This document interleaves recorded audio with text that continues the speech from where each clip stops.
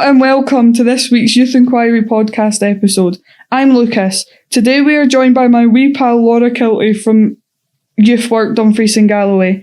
She is a youth development worker in Wigtownshire. Welcome to our podcast, Laura. We are happy to have you here with us today. To get us started, here is an icebreaker question for you. If you could have any superpower, what would it be? I think my superpower would be empathy projection.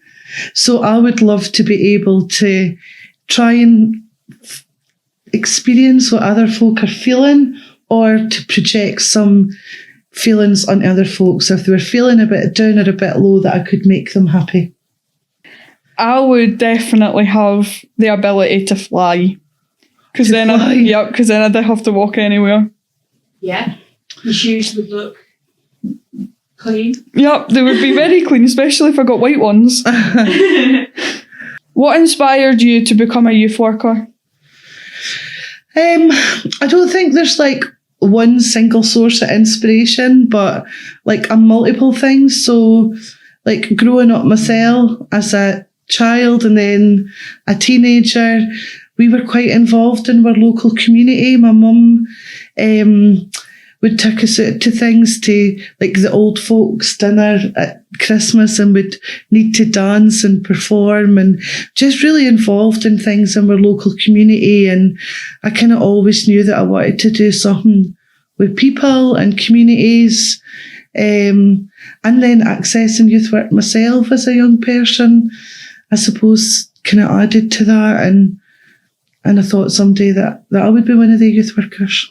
Have you always worked with young people? No, I haven't. So when I first left school, I worked in estate agents, and then I went and worked with the police for 2 years in the reception, as a receptionist in the police station. And during that time, I worked evenings as a sessional youth worker. And it just really built up for there. So I've had a few different wee jobs as well. I worked in a creche and then in an after school. But I think that made me realise that I prefer working with teenagers than kids. What is your journey throughout youth work?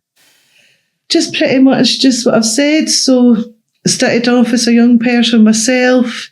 And then when I sort of aged out of youth work, I picked up some sessional work, so covering nights and weekends as a youth worker, and it just kind of grew from there. So I got loads of opportunities in Wigtownshire to work in different projects, like Kickstart Your Career, which was an employability programme.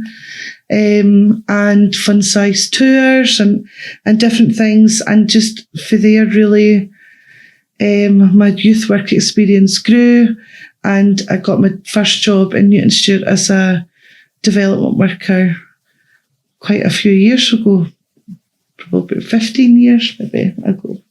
What is the current role and what does it involve? So my role's the youth development worker in Wigtownshire. So my job really is to work with young people, partners and communities to figure out with them what it is they need and want and what their aspirations are in their communities, and try and help facilitate that. So whether that's helping like groups of young leaders or young folk that's wants to make change in their community, it's my job to support them, build their skills, build their capacity, bring people together to make it happen. So we've got an excellent team of youth workers in Wigtownshire. Everybody's really passionate and motivated to have the best youth work that we can possibly offer. So we're always rethinking what we're doing. Is it still working? What the trends are? What's new? What would engage young folk, and just keeping developing and coming up with new and exciting things. So I feel very fortunate in Wigtownshire to work with the team that I do, the partners that are there, the schools that we work in. We're really lucky. How does social media influence young people? So I think there's two sides to social media, and I think, there's a really positive side where there's that platform for making friends, reconnecting with people that you maybe went to school with or were friends with that's maybe moved away, opportunities for like networking and being inspired through like social medias like Pinterest and YouTube, seeing what other folk are doing. I think it can make you really creative. So there's a really, really positive side to being in a social media community. Unfortunately, we all know that there's a gloomier side in that, and there is a lot of fake news out there. It can lead to bullying, young folk being influenced, and stuff. It's something that we need to watch. We need to make sure young folk who got the right information to use social media safely. But I think we couldn't live without it now, because it's part of who we are. So I think there's a really good side, and there's a side that's a bit concerning, but that's part of what our jobs are as youth workers, is to make sure young folks got that support, the information they need, and somebody to come to if it's not working out for them. For anyone who doesn't know already, what groups do you offer in Wigtownshire? So we have got a wide range of different groups right across Wigtownshire, for wee drop-ins and youth clubs where young folk can just come along. They can decide what the programmes are, what the activities are.